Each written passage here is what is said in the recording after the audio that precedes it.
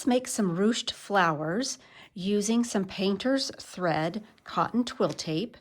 I'm going to show you a close-up of what these flowers look like. We've got a flower here with just an under part, maybe leaves. I've got a red one here, a purple, and a pretty blue. Super easy to do, so let me show you the tools that you need. For this tutorial, I'm going to be using Painter's Threads hand-painted twill tape. Looks like this. It's made out of cotton. It'll either come in like a hank like this, or it will come in a package like this. Each one of these has 5 meters. I cut about 1 meter to make these bigger flowers, and then a 1/2 meter for this, or like a 1/2 yard for this one right here. You're also going to need some eleganza pearl cotton or any other pearl cotton size 8, and you want your pearl cotton to match the color of your twill tape. So I've already cut a yard of it. Looks like that. Then you're going to need a milliner's needle. I chose a size 3. You could use a size 5 because you're still able to thread the pearl cotton on a 5, but you don't want to use a needle where the eye is too big. You want your needle to flow through the twill tape easily. I gave my twill tape a little press with my iron because it was a little bit wrinkled, just to kind of straighten it out a little bit. I've threaded my needle, and I'm just going to do a quilter's knot at the end. Just like that. And now I'm ready to get started. So to make the twill tape ruche, you're going to stitch a series of zigzags. You're going to be going from one end and then going up the other, just like this, and we're going to zigzag back and forth, and we're going to get started right in one corner here. And I'm just going to do some stitching, just like that.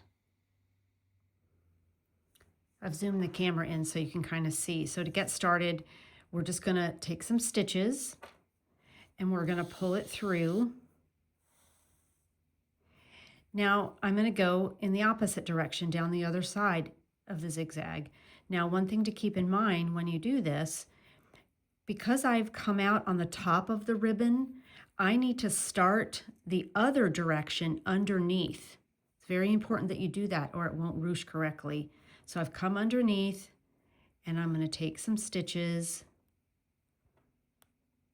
and I'm going to zigzag just like that. And I'm going to pull my thread through. And do you see how it's come over the top and underneath? Now I've finished this side on top. So what I want to do is I want to start on the bottom or underneath to do the next.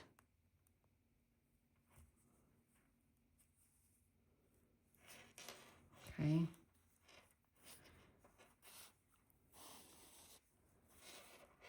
Oops. Got a little twisted here.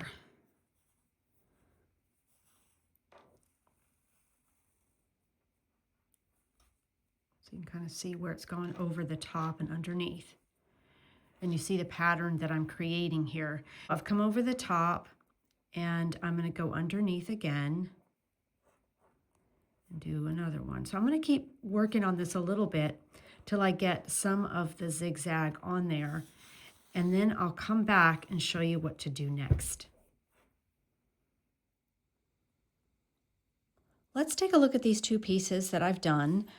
The zigzag on the left side is really big, so I've done bigger zigzags, and on the right hand side I did a more narrow zigzag. So let's see what happens when we ruche it. So when you've done all this, and I work a little bit at a time, so I'll do a little bit, I'll ruche it, I'll stitch a little bit more, and I'll ruche it, just so I don't have one big long piece. So when you've got your stitches here, you're just going to take your thread And you're going to carefully start ruching, just like this. And you're just going to gather it up. And this is what it looks like. And then you'll do some more stitching and you'll gather it up again. You could make it a little looser if you wanted to, or you could do a little bit tighter. So let's see what happens when we ruche this one.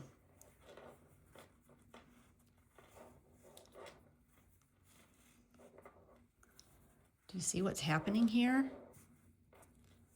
It's like magic. Keep ruching till we move it all the way to the end.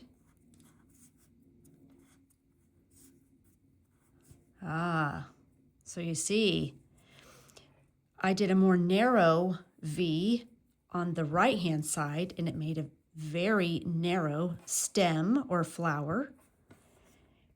And on the left hand side was a bigger zigzag. Let me see if I can zoom in for you so you can see it. Okay, so what I'm going to do is I'm going to work on this a little bit and I'm going to come back and show you how to do the flowers.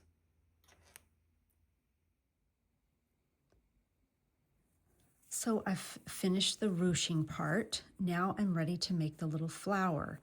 I went ahead and put just a little knot at the end here and I switched to a chenille needle.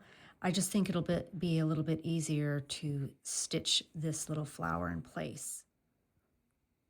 All you're going to do is turn this raw edge in and you want to tack it down. And usually what I do is I just kind of play with it for a little bit to figure out where I want it to go. And then I turn it over. Oops. And then I'm going to just put a little tacking stitch to get it started.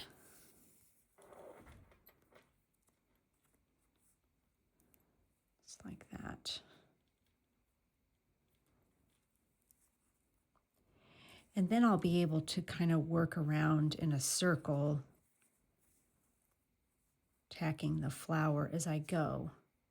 So if I like the look of it, I'm just going to turn it over.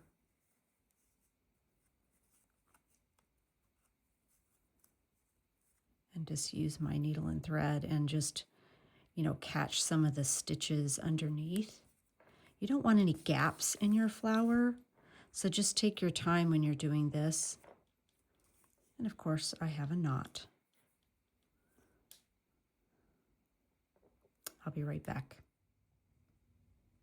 Okay, I'm back. I had a little knot, I fixed it, and I've started doing the spiral flower. So this is the underside of it, and I'm just going around and I'm just tacking as I go in a little spiral. So there's no like hard concrete instructions other than you just want to make sure that you're tacking your flower in place as you go and you're spinning it around. And I'm just finding the right little spot to tack it down. And I'm just going to keep going until I manage to get all those little layers stitched in place while I'm tacking the flower in place. And just figure out, the look of it. You see how it's starting to come together? And I'm just going to keep going round and round until I've created this little flower. So let me do that and I'll come right back.